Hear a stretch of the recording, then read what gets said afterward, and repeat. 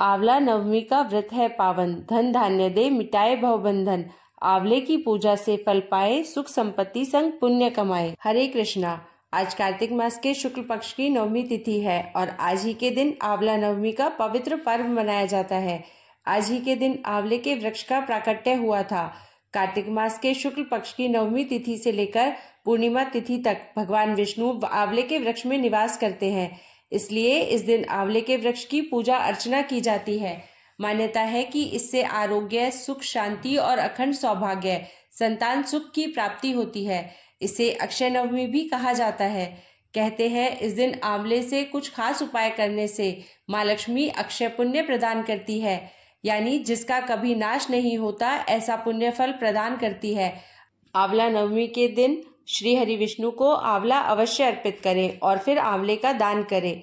मान्यता है इससे देवी लक्ष्मी अति प्रसन्न होती है और धन धान्य से घर भर देती हैं तथा परिवार में सुख समृद्धि का वास होता है। आंवले के जल से स्नान करने से दरिद्रता दूर होती है तथा सब प्रकार के ऐश्वर्य प्राप्त होते हैं। आंवले के वृक्ष का दर्शन, स्पर्श तथा उसके नाम का उच्चारण करने से भगवान श्री हरि विष्णु और माता लक्ष्मी अनुकूल हो जाते हैं।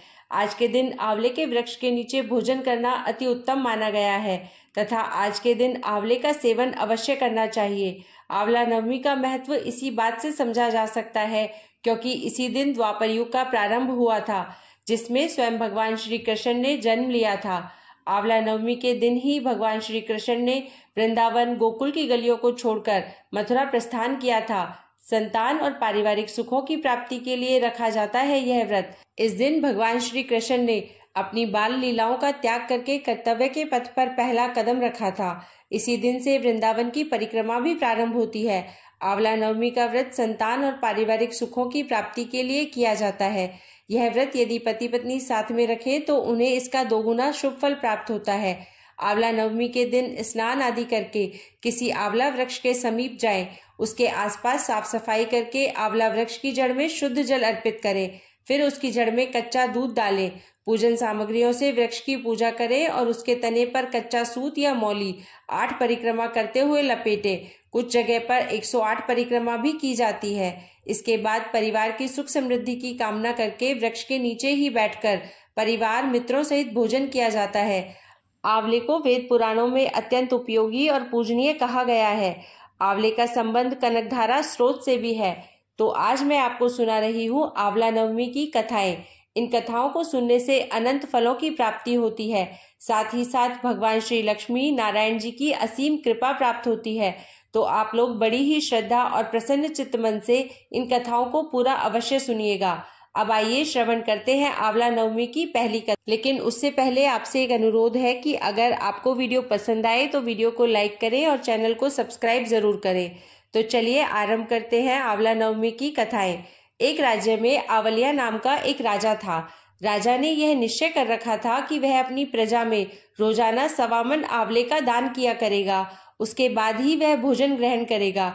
अपनी प्रतिज्ञा के अनुसार राजा ऐसा ही करता था, लेकिन उसके बेटे और बहू को यह बात पसंद नहीं थी। इसलिए एक दिन उसके बेटे बहू ने सोचा कि राजा इतने सारे आंवले रोजाना दान करते हैं, इस प्रकार तो एक दिन सारा खजाना खाली हो जाएगा। एक दिन राजकुमार ने राजा से कहा कि उसे इस तरह का दान देना बंद कर देना चाहिए। राजकुमार की बात सुनकर राजा को बहुत दुख हुआ और राजा ने रानी के साथ महल का त्याग कर दिया। फिर क्या था, राजा आंवला दान नहीं कर पाए और अपनी प्रतिज्ञा के अनुसार उन्होंने कुछ खाया भी नहीं। जब भूखे प्यासे 7 दिन हो गए तब भगवान को उनके ऊपर दया आ गई। इसलिए भगवान ने राजा के लिए जंगल में ही महल, धन धान्य और बाग बगीचे सब बनवा दिए और ढेरों आंवले के पेड़ लगा दिए। जब अगली सुबह राजा रानी ने यह देखा कि जंगल में उनके राज्य से भी 2 गुना राज्य बसा हुआ है, तब राजा रानी से कहने लगे, रानी देखो, कहते हैं ना कि कभी भी सत्य का साथ नहीं छोड़ना चाहिए। आओ नहा धोकर आंवला दान करें और भोजन करें। राजा रानी ने आंवले दान करके भोजन ग्रहण किया और खुशी खुशी अपने नए महल में रहने लगे। उधर आंवला देवता का अपमान करने और माता पिता से बुरा व्यवहार करने के कारण राजकुमार के तो बुरे दिन आ गए। उसका राज्य शत्रुओं ने छीन लिया और वह दाने दाने को मोहताज हो गया। काम ढूंढते हुए एक दिन वह अपने पिताजी के ही राज्य में आ पहुंचा। उस समय उसकी हालत इतनी बिगड़ी हुई थी कि पिता ने उन्हें बिना पहचाने ही अपने यहाँ काम पर रख लिया। बेटे बहू सोच भी नहीं सकते थे कि उनके माता पिता इतने बड़े राज्य के मालिक भी हो सकते हैं, सो उन्होंने भी अपने माता पिता को नहीं पहचाना। एक दिन बहू ने सास के बाल गूंथते समय उसकी पीठ पर एक मस्सा देखा। यह सोचकर उसे रोना आने लगा कि ऐसा मस्सा तो मेरी सास की पीठ पर भी था। हमने यह सोचकर उन्हें आंवले दान करने से रोका था कि हमारा धन नष्ट हो जाएगा। आज वे लोग न जाने कहाँ होंगे। यह सोचकर बहू को रोना आने लगा और आंसू टपक टपक कर सास की पीठ पर गिरने लगे।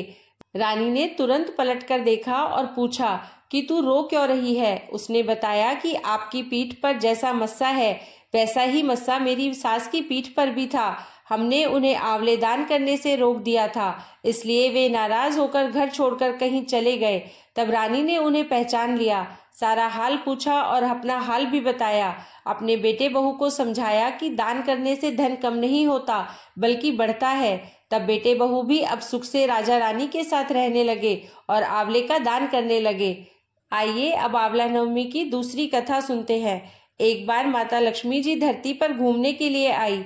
धरती पर आकर महालक्ष्मी जी सोचने लगी कि भगवान विष्णु और शिव जी की पूजा एक साथ कैसे की जा सकती है। तभी उन्हें याद आया कि तुलसी और बेल के गुण आंवले में भी पाए जाते हैं। तुलसी भगवान विष्णु को और बेल शिव जी को अत्यंत प्रिय है। इसके बाद तो महालक्ष्मी जी ने आंवले के पेड़ की पूजा करने का निश्चय किया। महालक्ष्मी जी की भक्ति और पूजा से प्रसन्न होकर भगवान विष्णु और शिव जी साक्षात प्रकट हुए। महालक्ष्मी जी ने आंवले के पेड़ के नीचे भोजन तैयार करके भगवान विष्णु और शिव जी को भोजन कराया। उसके बाद उन्होंने खुद भी वहीं बैठकर भोजन ग्रहण किया। मान्यताओं के अनुसार आंवला नवमी के दिन अगर कोई महिला आंवले के पेड़ की पूजा करके उसके नीचे बैठकर भोजन बनाती है और ग्रहण करती है तो भगवान विष्णु और भगवान शिव उसकी सभी मनोकामनाओं को पूर्ण करते हैं। इस दिन महिलाएं अपनी संतान की दीर्घायु और अच्छे स्वास्थ्य को लेकर व्रत रखती हैं। निसंतान महिलाएं यदि संतान प्राप्ति की कामना से व्रत रखकर आंवले के पेड़ का पूजन करती हैं तो उन्हें संतान सुख की प्राप्ति होती है। अब आइए तीसरी कथा का रसपान करते हैं। काशी नगरी में एक निसंतान धर्मात्मा और दानी वैश्य रहता था। एक दिन वैश्य की पत्नी से पड़ोसन कहने लगी कि अगर तुम किसी पराये बच्चे की बलि भैरव बाबा के नाम से चढ़ा दो तो तुम्हें पुत्र की प्राप्ति हो जाएगी। यह बात जब वैश्य को पता चली तो उसने साफ मना कर दिया, लेकिन उसकी पत्नी अवसर की तलाश में लगी रही। एक दिन एक कन्या को उसने कुएं में गिराकर भैरव देवता के नाम पर बलि दे दी। इस हत्या का परिणाम विपरीत हुआ, अर्थात लाभ की बजाय उसके पूरे शरीर में कोढ़ हो गया और लड़की की प्रेतात्मा उसे सताने लगी। वैश्य के पूछने पर उसकी पत्नी ने सारी बात सच सच बता दी। तब वैश्य बोला कि गौवध, ब्राह्मणवध तथा बालवध करने वाले के लिए इस संसार में कहीं कोई जगह नहीं है। इसलिए तू गंगा तट पर जाकर भगवान का भजन कर और गंगा स्नान कर, तभी तू इस कष्ट से मुक्ति पा सकती है। अब वैश्य की पत्नी गंगा किनारे रहने लगी। कुछ दिन बाद गंगा माता एक वृद्ध महिला का वेश धारण करके उसके पास आई और बोली, अगर तुम मथुरा जाकर कार्तिक नवमी का व्रत तथा आंवले के वृक्ष की परिक्रमा और पूजन करोगी तो ऐसा करने से तेरा यह कोढ़ दूर हो जाएगा। वृद्ध महिला की बात सुनकर और उनकी बात मानकर वैश्य की पत्नी अपने पति से आज्ञा लेकर मथुरा जाकर विधि विधान से आंवले का व्रत करने लगी। ऐसा करने से वह भगवान की कृपा से दिव्य शरीर वाली हो गई और फिर उसे सुंदर पुत्र रत्न की प्राप्ति भी हुई। अब आइए श्रवण करते हैं आंवला नवमी की अगली कथा, जिसे सुनने मात्र से सभी मनोकामनाएं पूर्ण हो जाती है। एक कथा के अनुसार एक बार जगत गुरु आदि शंकराचार्य भिक्षा मांगने एक कुटिया के सामने रुके। वहां एक बूढ़ी औरत रहती थी जो अत्यंत गरीबी और दयनीय स्थिति में थी। शंकराचार्य की आवाज सुनकर वह बूढ़ी औरत बाहर आई। उसके हाथ में एक सूखा आंवला था। वह बोली, महात्मन, मेरे पास इस सूखे आंवले के सिवाय कुछ भी नहीं है जो आपको भिक्षा में दे सकूं। शंकराचार्य को उसकी स्थिति पर दया आ गई और उन्होंने उसी समय उसकी मदद करने का प्रण लिया। उन्होंने अपनी आंखें बंद की और मंत्र रूपी 22 श्लोक बोले। ये 22 श्लोक कनकधारा स्रोत के श्लोक थे। इससे प्रसन्न होकर माँ लक्ष्मी ने उन्हें दिव्य दर्शन दिए और कहा कि शंकराचार्य, इस औरत ने अपने पूर्व जन्म में कोई भी वस्तु दान नहीं की थी। यह अत्यंत कंजूस थी और मजबूरीवश कभी किसी को कुछ देना भी पड़ जाए तो यह बुरे मन से दान करती थी, इसलिए इस जन्म में इसकी यह हालत हुई है। यह अपने कर्मों का फल भोग रही है, इसलिए मैं इसकी कोई सहायता नहीं कर सकती। शंकराचार्य ने देवी लक्ष्मी की बात सुनकर कहा, हे महालक्ष्मी, इसने पूर्व जन्म में अवश्य दान धर्म नहीं किया है, लेकिन इस जन्म में इसने पूर्ण श्रद्धा से मुझे यह सूखा आंवला भेंट किया है।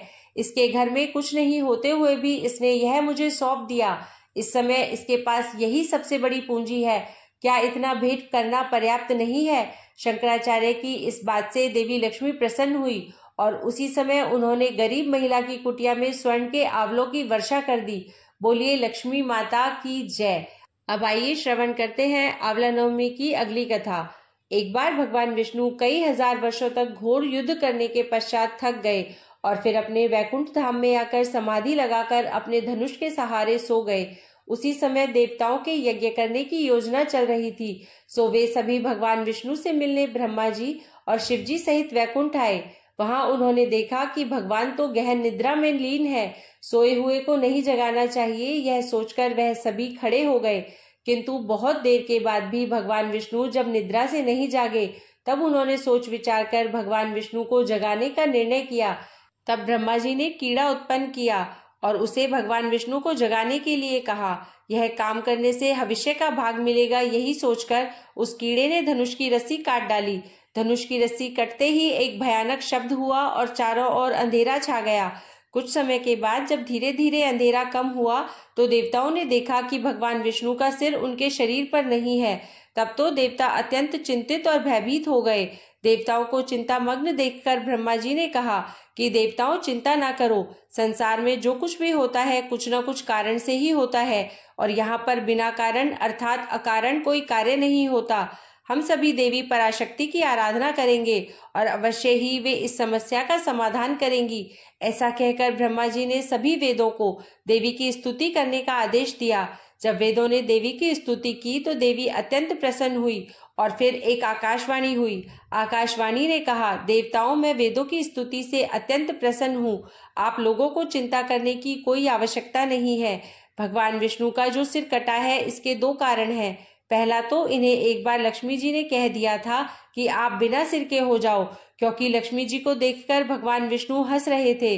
दूसरा कारण है हैग्रीव नाम के दैत्य का अंत करना।